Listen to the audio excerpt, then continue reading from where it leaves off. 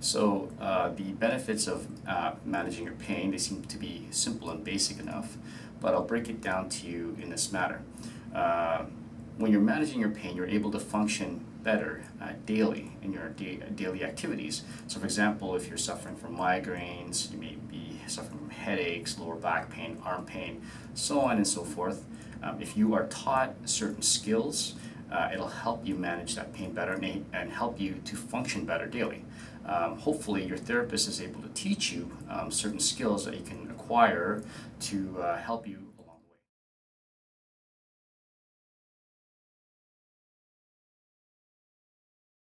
the way. Okay, so exercise and proper rest are two very basic things that people should do to help manage their pain. What I found is that the fitter the person is, generally they're able to deal with their pain better, or the perception of pain becomes decreased. And I say perception because not everybody's encountering of pain is the same. It's very subjective. The other two is proper rest. So what that means is that in the morning, after you sleep, you feel well rested. So it doesn't matter whether you get 7 or 8 hours of sleep, it's how you feel in the morning in regards to the quality of sleep. What I found is that when somebody does not have enough sleep, they tend to feel more sore, they tend to feel more pain throughout the day. So that's in regards to myself and in regards to patients too.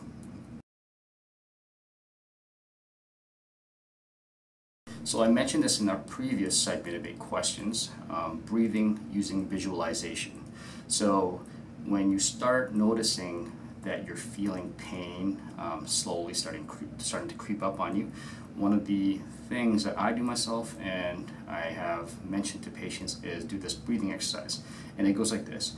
You're going to breathe in through your nose, slowly, fill your lungs up, and then you're going to breathe slowly out through your mouth. Okay, and you're going to repeatedly do that over and over again in a quiet manner.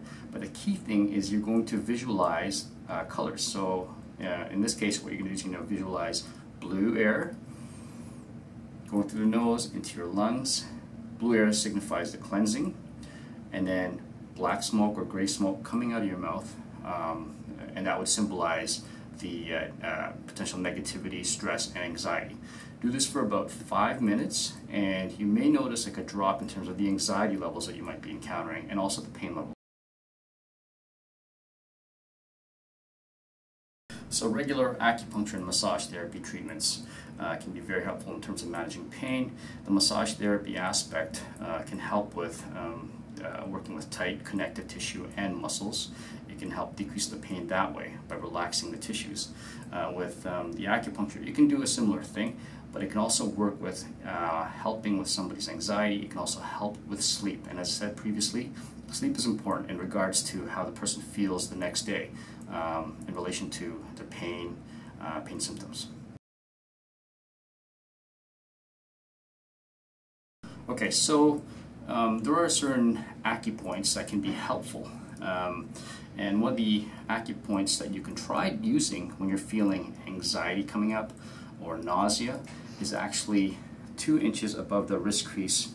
Here you'll see there's a crease around your wrist, and you're going to move about 2 inches above that, right in the center, and push down on that. This is actually an acupuncture point. It's called pericardium 6, and it can help with potential nausea, potential anxiety too. So you hold that and massage that for a few minutes, and hopefully you'll notice a decrease in terms of your nausea, in terms of the anxiety, and potentially the pain also that you might be encountering. Give that a try for about 5 minutes. So in my experience, there are triggers for people to encounter pain or potentially an increase in their pain symptoms. So awareness is a key thing. So this awareness could be about social factors that could be causing pain. For example, if you're surrounded by a lot of negative people and you find your anxiety increasing, your pain may increase also. It could be that the obvious ones, your workplace. That could be causing a lot of stress, causing a lot of anxiety, potentially increasing the potential for pain. There are also environmental things that could be causing potential issues with you.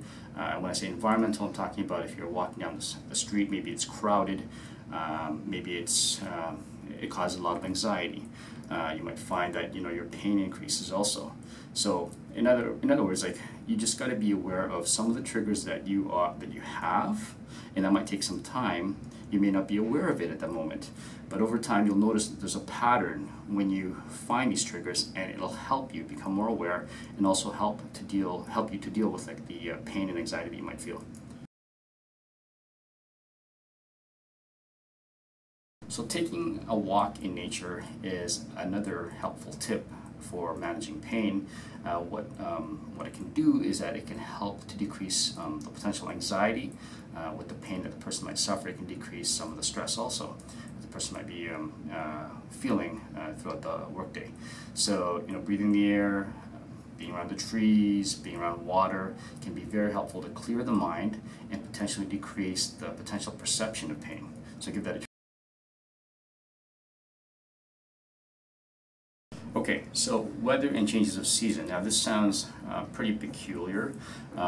It's probably not written up a lot in regards to research, but I'm taking this from what I've been finding from a clinical standpoint with my patients over my 16 or so years of being a therapist. And I have found that certain weather changes, for example, like barometric pressure, potentially before a thunderstorm, people's pain may increase. So for example, like somebody who suffers from migraines may find that before a thunderstorm it gets worse. Somebody who suffers from knee pain may find that during cold, damp weather their knee feels also worse. The other thing that I find very funny in an ironic sense is that when the seasons change, particularly the transitional seasons, for example fall or spring, there tends to be a certain amount of injuries that come through the doors that I've found as a pattern. So for example, in fall, what I've noticed is that there's more shoulder and neck type of pain. And the reason I think for that is that as it gets colder, people tend to roll their shoulders in and their neck forward to keep themselves warm.